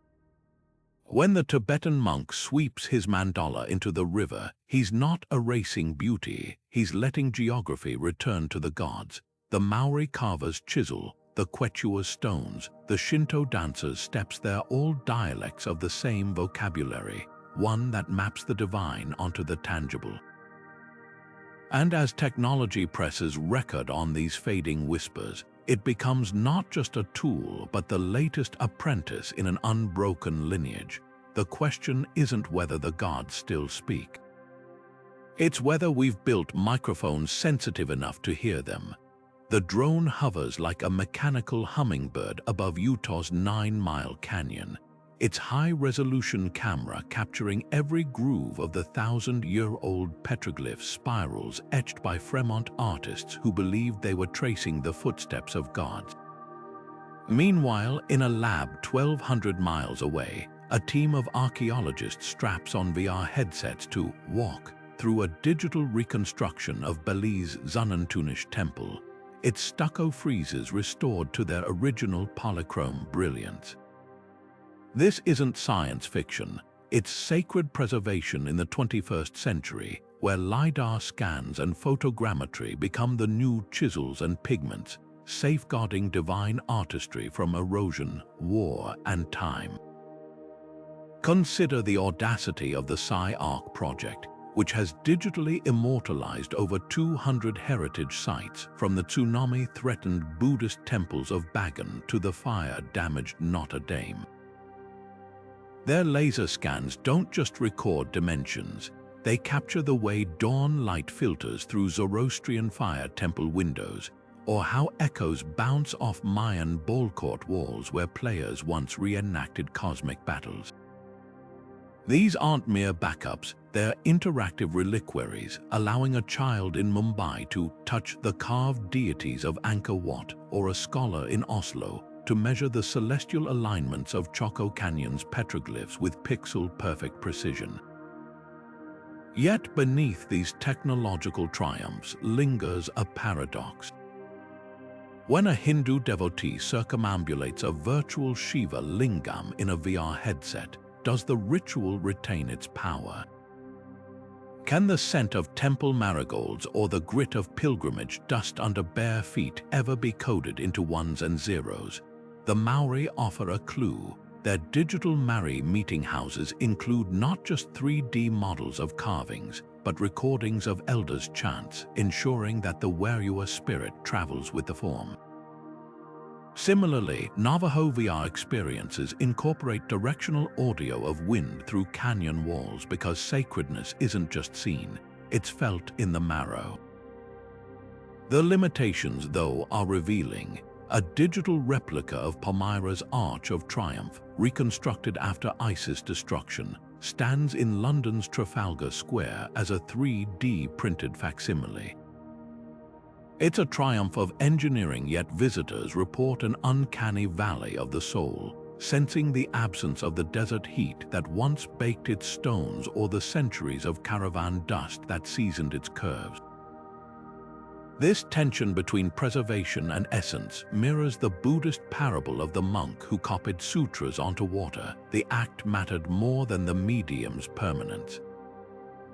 Perhaps the answer lies in how these digital archives are wielded.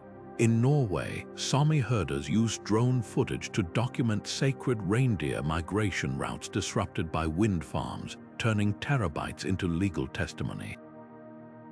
In Australia, Aboriginal communities pair VR recreations of rock art with song spheres, recordings of elders singing the stories embedded in the pigments.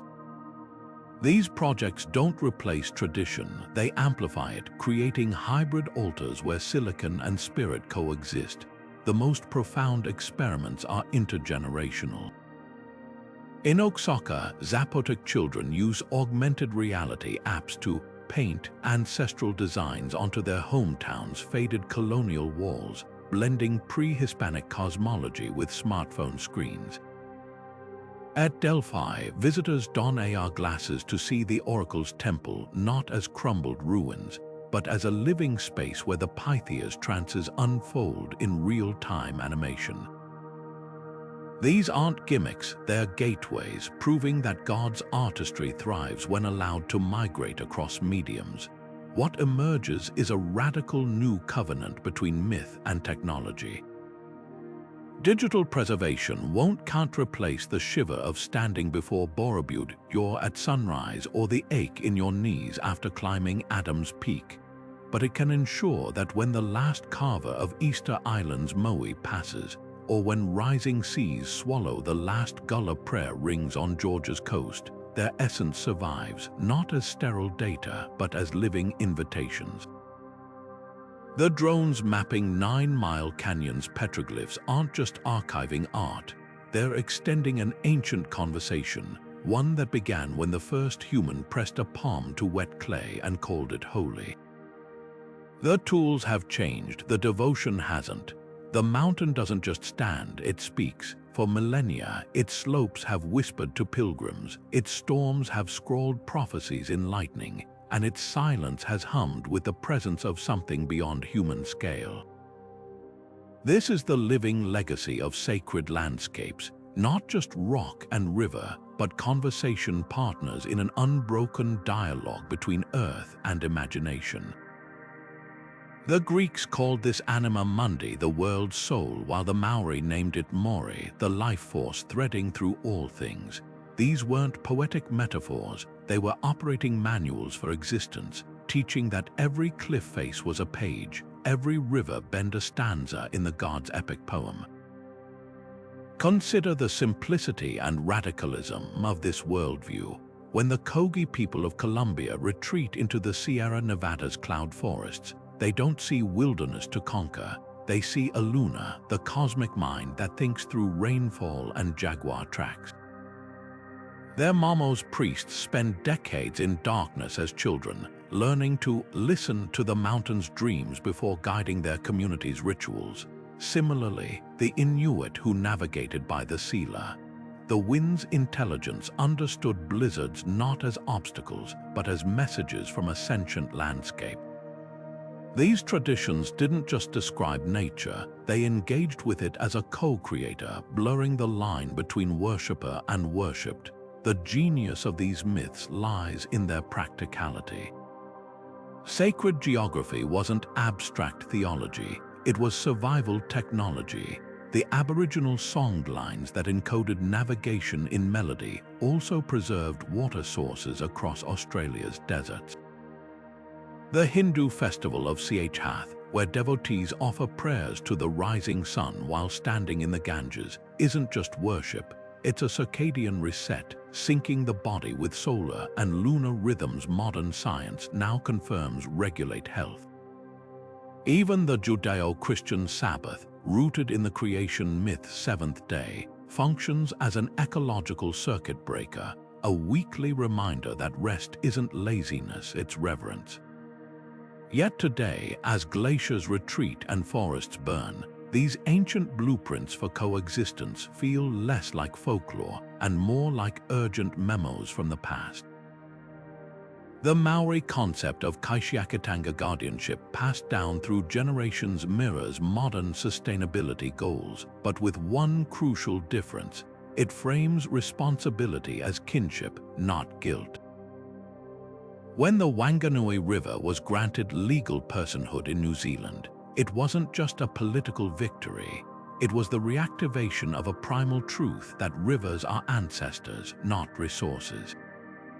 Similarly, Bhutan's Gross National Happiness Index, which measures forest health alongside GDP, isn't quirky idealism. It's the reassertion that economics should serve ecology, not the other way around. Here's where sacred landscapes become more than relics, they become lifelines. The Japanese practice of forest bathing Shinrin-yoku, now validated by studies showing how phytoncides boost immunity, began as Shinto communion with tree spirits. The Hopi prophecies of Koyaanisqatsi, life out of balance, predicted climate chaos centuries before carbon metrics. These aren't coincidences, they're evidence that myth and science are two dialects of the same truth. When we dismiss sacred geography as primitive, we're not just losing stories, we're burning the user manuals for being human. So how do we reclaim this wisdom without romanticizing the past? Start by listening differently. That irrational urge to touch an ancient tree or wade into a mountain stream, that's your cells remembering what your education forgot, that you're part of the dialogue, not just an observer. When architects design biophilic buildings that mimic termite mounds' natural cooling, or when farmers rediscover crop rotation by studying Cherokee, three sisters planting mounds, they're not going backward, they're realigning with patterns the gods sketched into the soil long ago. The call to action isn't to worship peaks or deify rivers, it's to recognize that the sacred isn't in the landscape, it is the landscape. Every time you choose a reusable bottle over plastic, you're honoring the Ganges goddess. When you advocate for park funding, you're defending Dionysus's groves. And when you pause to watch the sunset paint the sky in hues the Greeks would have called Apollo's palette, you're not just seeing light, you're witnessing the god's artistry, still unfolding, still inviting you to pick up the brush. The canvas is here, the colors are ready, all that's missing is your hand. The last time you planted a seed, you weren't just gardening, you were collaborating with Demeter. When you paused to watch sunlight filter through autumn leaves, you weren't merely admiring nature, you were bearing witness to Persephone's annual descent. Every act of stewardship, no matter how small, is a brushstroke in the god's unfinished masterpiece. The Maori have a word for this, Kaishiakatanga guardianship, that isn't about ownership, but about answering the land when it calls. Picture the volunteers replanting California's redwood groves after wildfires, their hands pressing saplings into scorched earth as descendants of the Ohlone tribes once did, whispering prayers to the tree spirits with each tamped root. Or the Icelandic fishermen who still name storms after Norse giants, not as superstition, but as a way to remember that the wind has a personality worth respecting. This isn't about recreating the past, it's about recognizing that myth never stopped being written. When Barcelona's architects design vertical forests on skyscrapers, they're echoing the hanging gardens of Babylon, blending steel with sacred greenery. Tokyo's subway maps, color-coded like Buddhist mandalas, turn commutes into pilgrimages of pattern and meaning. Even something as simple as leaving an offering of rice at a neighborhood shrine in Bali or saving a turtle crossing a Florida highway becomes part of the living story. The gods didn't abandon their studios, they just expanded the mediums, but here's where the invitation deepens. Sacred landscapes thrive on reciprocity, the understanding that awe must be met with action. The Cherokee Booger dance, where masks carved from gourds confront ecological harm, isn't performance art, it's a ritualized call to accountability. Modern parallels abound, citizen scientists tracking polluted rivers with the same precision Druids once used to chart solstices, or apps like iNaturalist turning smartphone users into chroniclers of biodiversity, their observations weaving digital threads into nature's tapestry. You don't need a temple to practice this priesthood, just the willingness to see a sidewalk crack sprouting dandelions as Persephone's stubborn signature. The true magic lies in how these acts ripple outward. A single restored wetland in Louisiana's Point Ochin tribe becomes a nursery for oysters and a revival of the water monster myth that once guarded the coast. Berlin's urban beekeepers tending hives on rooftops unknowingly mirror the priestesses of Artemis who kept sacred bees at Ephesus. Even children building fairy houses from twigs and acorns are drafting blueprints for wonder, their play a microcosm of humanity's oldest impulse, to co-create with the world's hidden architects. So where does this leave us, not as passive admirers of ancient myths, but as active scribes of the next chapter? The tools have changed. Satellites monitor deforestation, while elders' stories guide the replanting. 3D printers replicate shattered artifacts as monks chant over the resin. But the essence remains. Every time you choose restoration over extraction, wonder over indifference, you're not just conserving the earth, you're conversing with it, adding your verse to a hymn that predates language itself. The canvas stretches before us, still wet with divine ink. All that's left is to pick up the brush. The final whisper of wind through Sedona's red rocks, the last glint of sunset on the Ganges surface. These aren't endings, but pauses in a conversation that stretched across millennia. What we've wandered through isn't just a collection of stories, but an invitation to see the world as our ancestors did, where every mountain is a monument and every river a psalm. That crack in your sidewalk where dandelions push through concrete, that's not a weed, it's Persephone's stubborn reminder that the earth still speaks, even when we pave over her poetry. Think of the Icelandic farmers who still leave offerings for the Hulju folk, hidden folk, said to dwell in lava fields, not out of superstition, but because respecting unseen presences makes them better stewards of the land. Or the Japanese engineers who design floodwalls with grooves mimicking sacred Shinto torii gates, blending infrastructure with reverence. These aren't quaint traditions, they're proof that when we acknowledge the sacred in landscapes, we treat them not as property but as kin.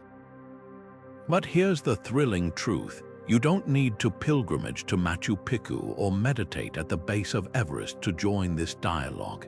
Sacred geography begins where you assign meaning, that park bench where you first fell in love, the creek where your dog splashes joyfully, even the potted basil on your fire escape humming with the same life force the Hindus called prana.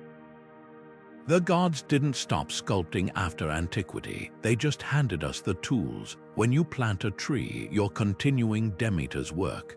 When you fight to protect a local wetland, you're answering the call of the Maori earth goddess Papatuanuku. This is where myth becomes action. The Navajo concept of Hojo, walking in beauty, isn't about passive admiration, but active participation.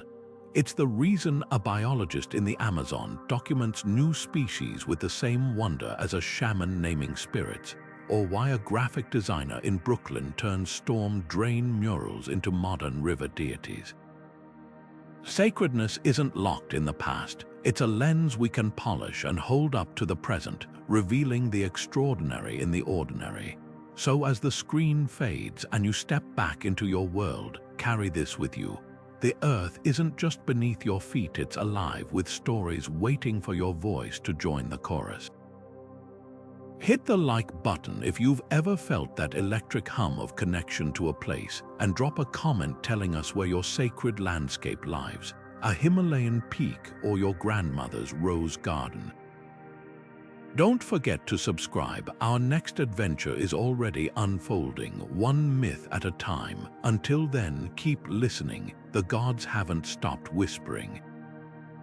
They're just waiting for you to lean